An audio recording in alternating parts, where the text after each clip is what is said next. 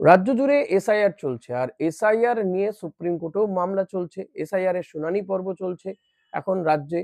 তবে আমাদের রাজ্যে শুধু নয়, বিভিন্ন রাজ্যে এই এসআইআর প্রক্রিয়া চলছে। মোট 12টি রাজ্য কেন্দ্রশাসিত অঞ্চলে চলছে এসআইআর প্রক্রিয়া। এই জায়গায় সুপ্রিম কোর্ট এমন একটা মোক্ষম প্রশ্ন করেছে কমিশনকে। তাদের বক্তব্য এবং নির্বাচন কমিশন আর এই সুপ্রিম কোর্টের মাঝে যে সেন্সিবল বা যেটা সংবেদনশীল একটা বিষয়, নাগরিকত্ব বিষয়টি, তো ভোটারকে যাচাই করা, বৈধ ভোটার যাচাই করা এবং নাগরিকত্ব দুটো বিষয় কি এক? দুটোকে কি গুলিয়ে ফেলা হচ্ছে? এটা নিয়ে সুপ্রিম কোর্টের প্রশ্ন।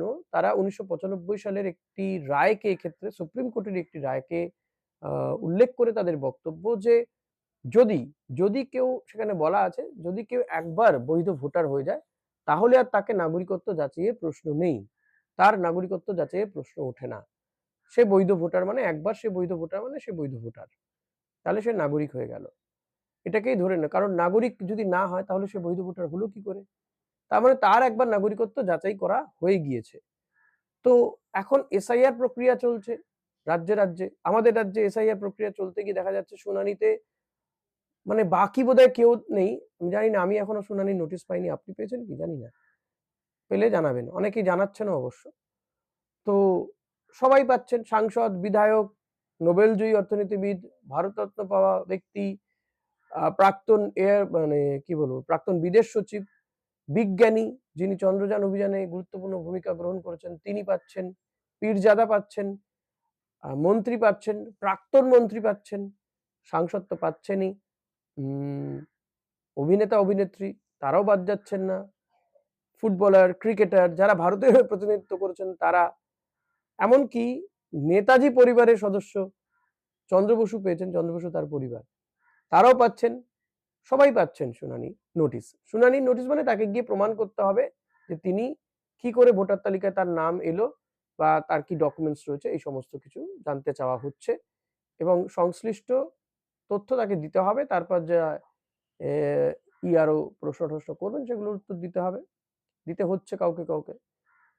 তো এক্ষেত্রে নির্বাচন কমিশনের সুপ্রিম কোর্টের কাছে বক্তব্য ছিল বিহারে তারা 2003 সালকে প্রাথমিক ধরেছিলেন এবং 2003 সালে ভোটার লিস্টে যাদের নাম ছিল তাদেরকে আর ডাকা হয়নি বা তাদেরকে শুনানিতে ডাকা হয়নি। কিন্তু আমাদের রাজ্যে ঠিক উল্টোটা হচ্ছে। আমাদের রাজ্যে 2002 সালকে ভিত্তি বছর ধরা হয়েছে।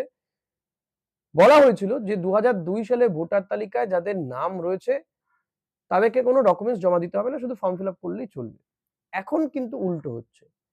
এখন 2002 সালে ভোটার তালিকাতে নাম রয়েছে, ফর্ম ফিল আপও হয়েছে, ছবি দিয়েই ফর্ম ফিল আপ হয়েছে, সমস্ত ডিটেল তিনি দিয়েছেন, তারপরেও তাকে শুনানিতে ডাকা হচ্ছে, তার তথ্য চাওয়া হচ্ছে কি না লজিক্যাল ডিসক্রিপেন্সি, মানে লজিক্যালি কিছু গন্ডগোল হয়েছে, নামের বানান ভুল বা বাবা মায়ের 6 সন্তান কি করে সম্ভব হলো সেটা, বয়সের ফারাক, এই ধরনের লজিক্যাল ডিসক্রিপেন্সি ধরে ধরে ডাকা হচ্ছে শুনানিতে। আর এখানেই অভিযোগ যে হেনস্থা করা হচ্ছে শুনানির নাম করে। আলটিমেটলি বয়স্ক, বৃদ্ধ বৃদ্ধা, প্রবীণ ব্যক্তি, সমাজের বিশিষ্ট ব্যক্তি, এদেরকে হেনস্থা করা হচ্ছে। আলটিমেটলি কাজের কাজ কিছুই হচ্ছে না।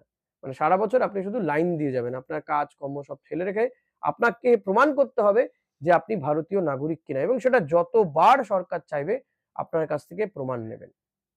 আমি তো সোশ্যাল মিডিয়াতে একটু মজা করে লিখেছিলাম, আচ্ছা যে কোভিড এর সময় যে সার্টিফিকেট গুলো দেওয়া হচ্ছিল ইনজেকশন মানে ভ্যাকসিন নেওয়ার পরে, সেখানে তো প্রধানমন্ত্রীর ছবি ছিল।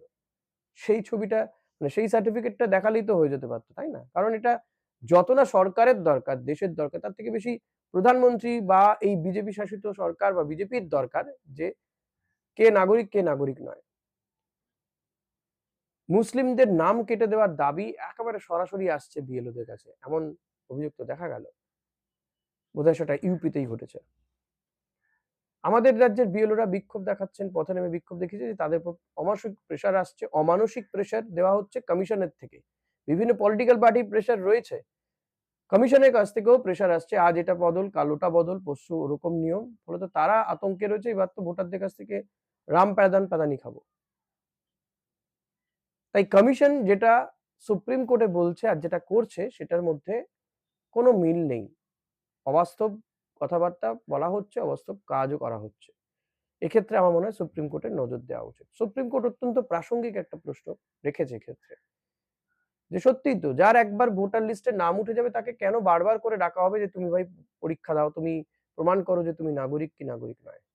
এখন এটা নিয়ে ফার্দার সুপ্রিম কোর্ট এই আমাদের রাজ্যের যে পরিস্থিতি সেগুলো নিয়ে সুপ্রিম কোর্টের কাছে মুভ করা হয় কিনা এবং সেক্ষেত্রে সুপ্রিম কোর্ট আগামী দিনে কি নির্দেশ দেয় সেটা কিন্তু অত্যন্ত তাৎপর্যপূর্ণ, গুরুত্বপূর্ণ বলে আমার মনে হয় এবং সেদিকে অতি অবশ্যই নজর রাখতে হবে। ফলত কমিশনের এই পদক্ষেপগুলো কখনোই কেউ সাপোর্ট করছে না। দেখতেই পাচ্ছেন যে বিভিন্ন জেলাতে বিক্ষোভ প্রতিবাদ চলছে। সমস্ত রাজনৈতিক দল এমনকি বিজেপি পর্যন্ত প্রতিবাদ বিক্ষোভে নামছে। ভাবা যায় না। দেখা যাক এটা আর এই জল কতদূর গড়ায়। আপনাদের ভিডিওটা ভালো লাগলে লাইক, কমেন্ট, শেয়ার করবেন। সাবস্ক্রাইব করে নেবেন চ্যানেলটা। Thank you.